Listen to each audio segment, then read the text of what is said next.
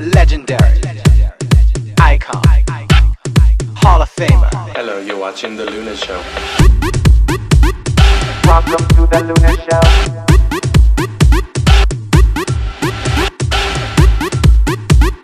Welcome to The Luna Show. Legendary, Luna, Luna, Luna, The Luna Show. Luna, Luna, Luna. Welcome to The Luna Show.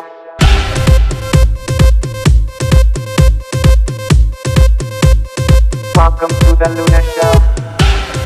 Hello, legendary mother. You're overall East Coast mother now, the House of Ebony? Yes, I am. So what is that like to be East Coast mother up and down the United States? What's that for you? Well, this is freshly new. It just happened yesterday for the House of Ebony. It's nothing new being an East Coast mother because I was an East Coast mother in the House of Herrera. I like it. It's not bad. It's not bad, actually. So what consists of being an East Coast mother? Like, what do East Coast mothers do compared to overall mothers, chapter mothers? Well, basically, you check on the East Coast. You make sure that all of the mothers are basically doing their jobs. If they need any assistance on anything or whatever the case may be, if you have the ability to help them, you do so. And, you know, you collectively get together and sort out ideas, you know, and make it happen for the house. That's hot. So tell me about your ballroom history, because I know you've been in it for a good while now. Oh my God, I've been in it forever in a day. I've been out since 1991. I started walking balls in 1992. And my first house was the House of Aphrodite. I thought my first house was going to be the House of Essence, because Taifa really brought me out, Taifa Icon. And he was in the House of Essence at that time, and I think my first coming out was Vamps. Remember Vance on Barrack Street?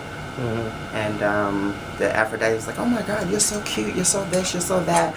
That's when I had like a little S-curl flat top with the collar going on and stuff like that. You know, I had my little structure, little uniform on. I think we all had that. Yeah, yeah. So I gravitated to the House of Aphrodite. They were all pretty kitty, so I felt like I fit right in. And then my next house was the House of Gautier. I believe that was 93 to 94, like somewhere around that time. And then in 95 I became a Ebony. And so you've been with them since, except for maybe the Herrera stuff, but then you came back. Yeah, but in a way, Herrera, wasn't it kind of sister to Ebony? It was, but a lot of Ebonies came over because I was the mother of the House of Herrera at that present moment. So that's what kind of made it look like it was a sister brother thing or whatever. Yeah. All right. So, in all of the years from '91, what different categories? Because I know you're known for your fashions and your really beautiful high fashion stuff. How you started? I know that wasn't your first category, was it? That wasn't my first category. My first category was actually face and runway at the same time. Like I was walking both of those at the same time. And then the fashion part came along. I think I took on the fashion segment after Eddie Ebony died. And I was like, nah, like I'm taking his place. Like I gotta have his memory like live on, his legacy live on. Right. So tell me about, in comparison, ballroom today compared to ballroom then. Because we lived through the golden years of ballroom, which in my heart is the 1990s. So how do you think it's changed? And it's a lot of younger people walking. Back then it was like the elders, like they are the elders now of today. And the fashion was really fashion back then. I'm talking about like, you know, full length minks. Like, you know, when I was like 17, 18, I was like, oh my God, I want a full length mink. Like they look so sexy, you know, with the matching hats, all this Issey Miyake. Dolce wasn't out back then. So I would say Claude Montana, oh my God, Paul Smith. You know, Comme des Garçons, like, you know, all of this beautiful fashion and creativity within the designer. It was just beautiful, and as of today, it's more glamorized to the younger generation, and it's more sexier. It's more about Vogue. Back then, it was about fashion. Everybody was a hustler. Everybody was like, you know, trying to fit in with the Joneses. You know, everybody wanted to fit in with the in crowd. So you think that because the 90s were unique in many ways, because fashion was really like what everybody talked about. We had supermodels back then. Yes. So do you think that that played a role in how the ballroom? Because even, I mean, even some of the models were like emulating what some of the girls were doing in the scene, and designers were too. Right. I would say so. And then you had a lot of people back then working in the industry, but they were low key. Like they were hairstylists, makeup artists, fashion stylists, but they were like low key. Nobody wanted to be mainstream, so they were emulating the ballroom scene a lot. They were taking a lot of creativity from us, and we weren't getting the credit. Today we're able to get the credit. Today doors are opening up for us. You know what I'm saying? Being creative, artistic. But we still have a lot of work to do though, right? We still have a lot of ways to go. You know what I'm saying? But it's within us as a people. We have to step out on faith. You know? So that's actually a good topic, because I know a lot of us are being recognized. Some of the people in the scene are traveling the world, teaching our culture. What do you think of that? Of, you know, that I think mainstream is ballroom. I think it's wonderful. Look at Laomi. I think that's amazing. Chauncey Herrera, God bless his soul, may he rest in peace. Like, he was in China. Like, you know, that's really, really big. We have Mother Sanaya over there in Dubai. Like, this, it's really big for us. You know what I mean? It's just about you taking on what you believe in. You understand what I'm saying? And stepping out on faith, like I said. Do you think that teaching and going around the world like that is going to make too many people take some more of our stuff and not giving us the right credit? It will, but you know what? You have to stand up and stand firm and say, you know what? I want my credit for this. Just as well as it's a check, I want my credit. I need my name to be credited. I need my name to be up in lights just as well as yours. Right. Okay. So tell me about Britney. Who is she? Britney is creative. She's artistic. You're definitely artistic. It's many facets to me. I'm spiritual. Sometimes I have to dig in my secret closet just to keep Britney together. What was it like becoming Britney? What was it like me becoming Britney? It was rough. You know, a lot of people told me I couldn't do it. You know, I come from that era where your back is too big. You know, you have too much hair on your chest. You know, you're green around the gill.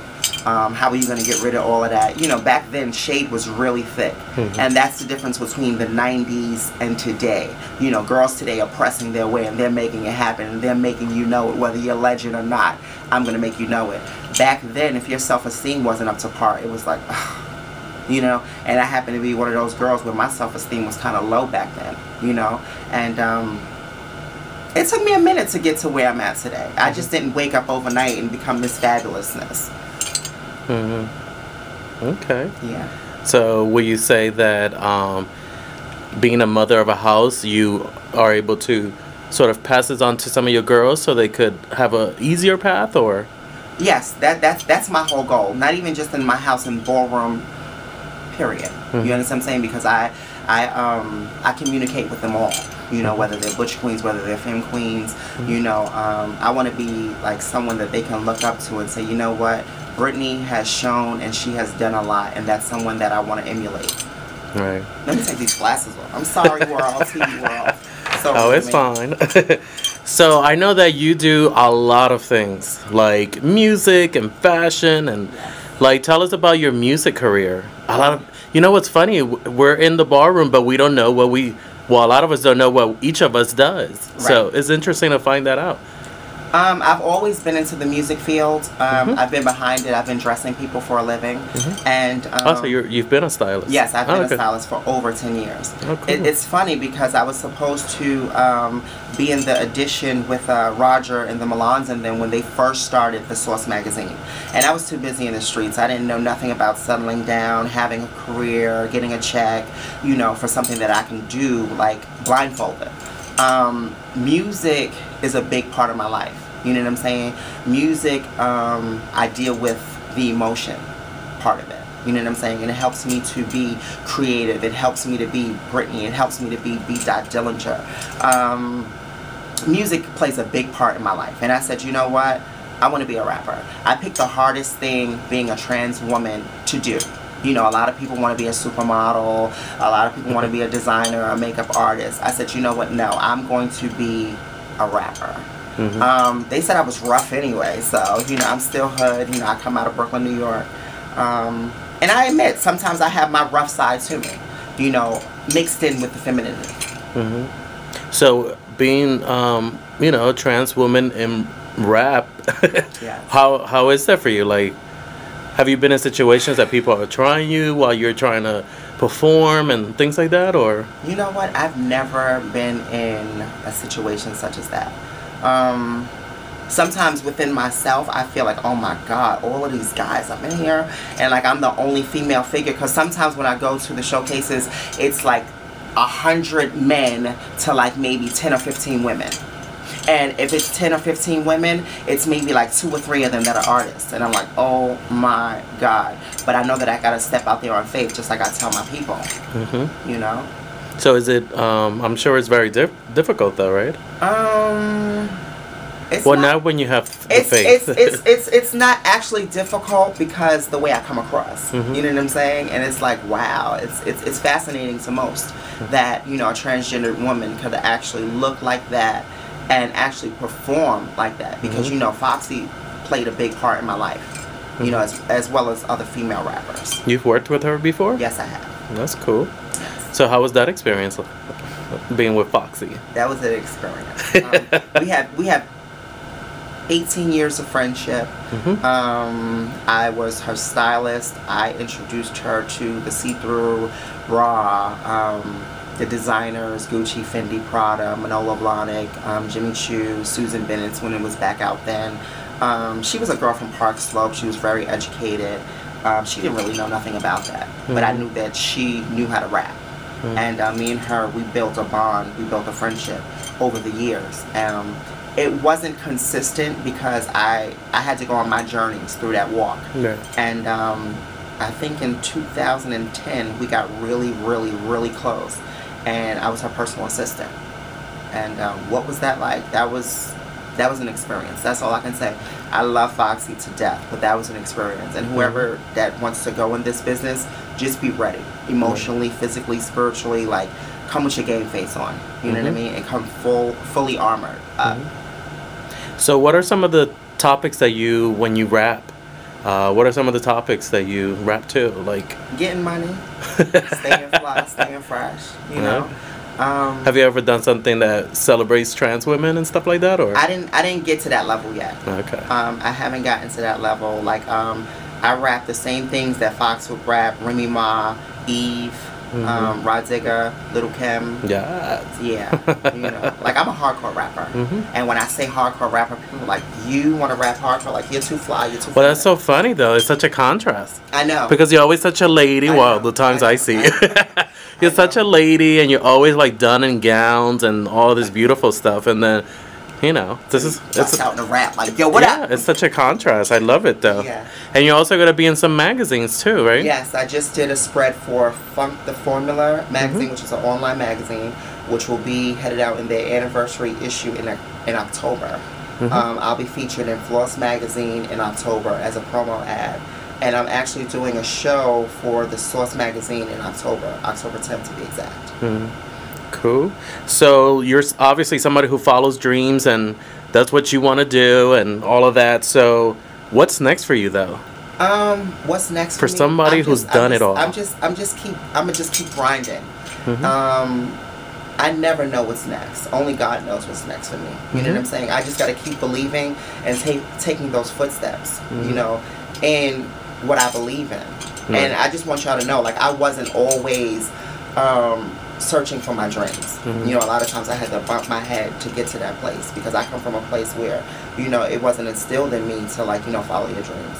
Right. So I know I've watched you many times walking, and I always like that persona that you portray. Do That you? Tina Montana.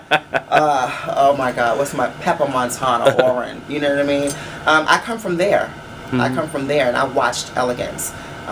Is that a performance that you're doing, or is that really you? It's a performance slash me, because it's like I fall into character. It's like when it's ballroom and it's showtime, it's like, okay, B, put your game face on, and it's just momentarily, but it's hidden within me. Like I come from a place where Danielle Revlon, Octavia St. Laurent, where they were beauties, they were glam gods before me. So I took a lot of that on. You know what I mean? Right. Yeah. You turned it out at the latex ball. Thank you. Even though my racks fell and I got criticized, Really? alleged for my It happens. my wire hangers. Oh, you knowing half of the stuff. Oh, that's right. I forgot about that little moment. I had so much fun.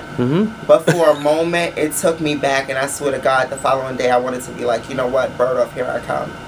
And I was like, nah, I can't do that no more. Like, that's not your life anymore.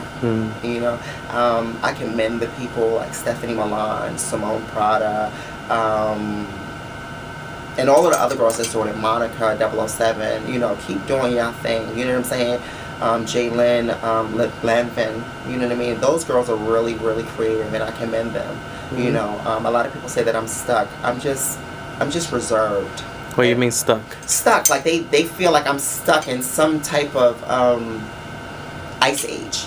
You know what I'm saying? Like they feel like, you know. Oh, like you're too old school or something? Yeah, or? like I'm too old school. You know, I'm just reserved. Like I come from Alexis Carrington, like class. You know what I mean? Like I like suit jackets. You know what I mean, with detailing. You know, I can't help that. You know what I'm saying? The dresses are there, the gowns are there, the two-piece suits are there, pants, whether it's pants, skirts. It's all there in my closet, believe it or not. Yeah. So, any advice for the viewers? Just keep looking and watching out for me. And I just want to say thank you to everybody that inboxes me and shows me so much love, whether it's an inbox, whether it's on my page, whether we're in a group together. It means so much to me. And just know that what I'm doing for me is not just for me, it's for us as a community, as the LGBT community, just like striving and reaching to be all that we can be. One thing that we didn't talk about is the things that you do in the community, like some of your prevention work that you've done, and working here at GMAC, or supporting some of the work that we do here in some of the various agencies. Tell us a little bit about that, because that's important to get the community to get involved. Well, I took on the seriousness of prevention when I lost my mom in 2007. That was really, really big for me, and I was like, you know what, HIV and AIDS is real. You know what I'm saying? And I wanted to teach people about how to protect themselves. And there was so much going on, and people were loving what I was doing. They wanted me to be a spokesperson. They wanted me to come through, show face. They wanted me to come through and perform. And that's how I teamed up with GMAC. I teamed up with Help PSI. I teamed up with OBB. GMAD. Like, I love Romeo to death. Like, that's my biggest supporter. And he puts me on a lot of stages when it comes to the community. It's very important that we teach each other how to wrap it up and stay safe. You know, because HIV and AIDS doesn't have a face. Right. STD doesn't have a face. Isn't it interesting, though, in 2013 that we're still having the same conversations we had in, like, 91, 90? Yes. But we have to keep the prevention, the education going, no matter what. You know what I'm saying? If it has to be an ongoing thing, it just has to be an ongoing, repetitious thing. And what would you say to the government, who's all of a sudden cutting some budgets on some of the grants and some of the agencies around New York City, but pretty much all over the U.S.?